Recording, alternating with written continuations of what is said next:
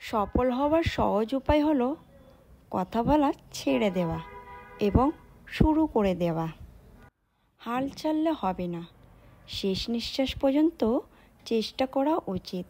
হয় লক্ষ্য অর্জিত হবে বা অভিজ্ঞতা বাড়বে।